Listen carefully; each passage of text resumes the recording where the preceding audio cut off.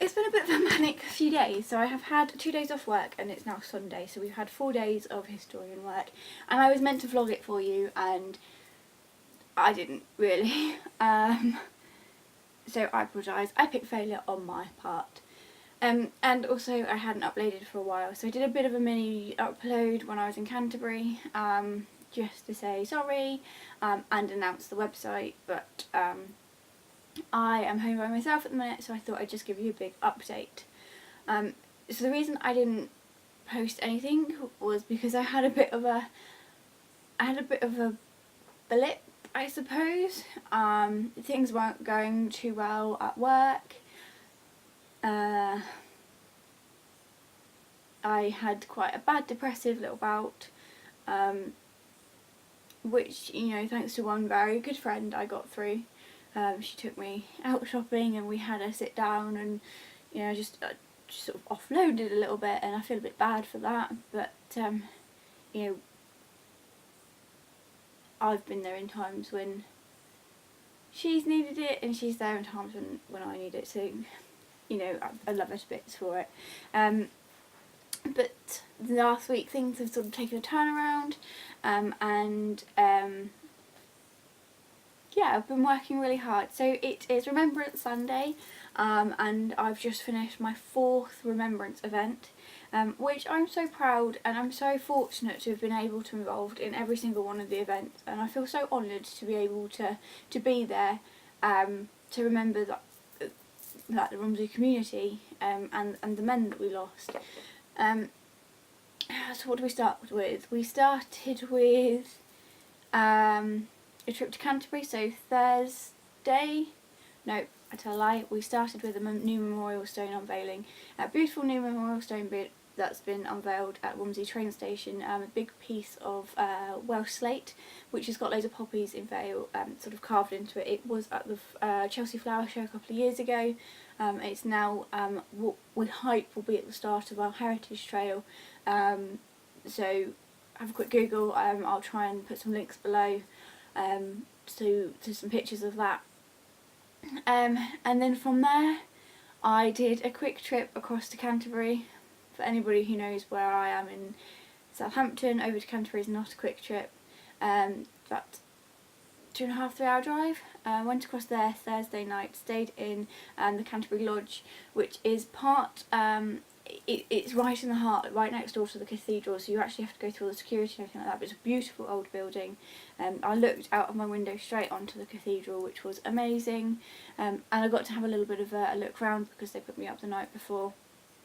So I had a bit of just a shop round the old Canterbury and into the new, had dinner, and then on the Friday, which was the main reason I was there was a big Gateways end of phase 1 project or event where we had our display up, and it was a chance for me to just show Gateways where we'd come from and thank them. So for anyone who doesn't know what Gateways is, they are part of the University of Kent who work with lots of different research projects. Ours specifically, they went through the Heritage Lottery grant with us, looked over it, suggested a few ways we could enhance it to make sure that we got the funding. So without them we wouldn't have got funding. A massive thank you to them. But it was really nice to sort of catch up with some of the professors there, and speak to some of the other projects which are just about to start, and offer our help out to them. So fingers crossed we might get involved with a few more projects, which would be absolutely lovely. And then we saw an opera piece that was put on. So one of the researchers was, one of the professors was researching two gentlemen for the First World War. One was a poet, one was a musician. The poet was sent right out to France onto the battlefields. The musician, who had a lot of mental illness issues, he did sign up, but he was in the trenches. He was digging the trenches sort of back here, and then went into various hospitals, and it portrayed the relationship between the two through their songs and their poetry, and it's a really quite sad story of friendship and how it can be affected. From there I jumped back in the car and came all the way back across to Romsey for the Michaelmarsh Silver Band concert. and they do not disappoint. They never do. This is my second year, but it's like the third, fourth time I've seen them. They are absolutely amazing. This year they focused on Psalm 100, which was beautiful. Their pieces are full of gusto, and just they can transport you in time in different places. But we were really fortunate to have our own exhibition up at the back of that, which they asked us to do. But we also interjected into their into the whole sort of event. They wanted to tell the story of some of the Romsey men, so I worked quite closely with one of the people that was putting that all together, and we put in some letters and some announcement that came from the church magazines that we've been reusing, and I'd spoken to them before, and I told them I wasn't going to make it back in time because I really genuinely didn't think I would, and I did by about 5 minutes to spare, and I got down there and they were halfway through, and they just explained where all of the articles and things had come from, and they just, you know, it's so heartwarming the way that they've sort of taken us in, and it was brilliant. They said to come back down to the event which we did yesterday, which was the Remembrance workshop, and it's really great to be accepted into some of these different things now. So, third Remembrance event happened yesterday. We did a big workshop, just loads of the stories of the Romsey men up, and the story of Remembrance Day, which actually has been quite interesting for me to research. So the poppies didn't start out straight away. Actually, they weren't even started in England, they were started in Australia. Random fact for you there. And it was really interesting to see that, to begin with, the way that Remembrance Day was created was very different to what we would think it was, in that it was about remembering, but also for 4 years they'd not been able to sort of celebrate and have a bit of fun. So you started seeing these big remembrance balls happening, but they were quite quickly shut back down within a few years, and actually some of the veterans began a demonstration against Remembrance Day and all in itself, because it became a bit more like it was glorifying and not understanding, and these men had gone through so much that they didn't want to relive it year after year. So it was a whole different understanding, and we put a bit about the white poppy, which isn't just about remembering the veterans, the people that have fallen, but it's remembering every single person that was involved, that is involved in war. So that's the communities, so that's the families, that's every single person, and is why we do a white wreath, not a poppy wreath. And then, it being Remembrance Day, we of course had the Remembrance Parade. I have been so fortunate today that I was asked to actually march in our Remembrance Parade, not just lay a wreath, but be part of the whole event. So it meant a nice early start for me, so I don't feel like I've really stopped. But, you know, right at the front of the parade, right behind the band, up there with this brilliant, amazing white wreath, and I must say thank you to the florist in Romsey for doing that for me. Exact replica to what we showed, or we laid in France on the 1st of July, which meant a lot to me. And we paraded through the town with a whole town watching us. We then had the service in the Abbey, which was beautiful, to carry on parading down to the Memorial Park for the 2 minutes of silence, and then to lay the wreaths. And it was actually such a beautiful event, and a heartwarming event for me personally, because I was asked to go on behalf of the church, on behalf of the project, but on behalf of every single man that I've researched and their families, and that's what's important for me. So this weekend has been really eye-opening, in that I've met so many different people, and people that are doing different projects and different researches, or want to remember for very different reasons, and for every single one of those people I want to say thank you for inspiring me to carry on, but I also want to say thank you to all of the men on our Roll of Honour who have laid their lives down, and their families as well. I know that's a really difficult one for some of you to maybe comprehend, but you know, I consider myself so fortunate to be able to do what I'm doing, because I love what I'm doing, and that's that. So that's what I've been up to in the last 4 days. My other big announcement, which I put in my video on Thursday, Friday, was my website has gone live. So it's official. I'm actually going to go and try this. I've had the name registered, which is Your History Revealed. It's registered for a year under Sole Trader, and that's a year I'm giving myself to go away, get everything organised, and see if I can make it happen. If it doesn't happen with that in that year, I'm not going to shut it down. We will still do it and we carry on, but it's not going to be as big a focus for me. So I'm so excited about that. The link will be in the description below. Any questions, let me know. If you want some help, let me know. If you've been trying to reset your family, please give me a shout. We can do gift vouchers for Christmas and things like that. That's not why I've done it at this time of the year. It felt the right time for me to go out and try and put myself out there a little bit more. I think some of the reactions I've had lately is actually this is a person that knows what she's doing, and my confidence has been sort of ever growing because of the comments that have been coming back and the well wishes that have been coming back, and yeah, now feels the right time for me to go out there and try this. And yeah, it just there's a lot that could happen with it.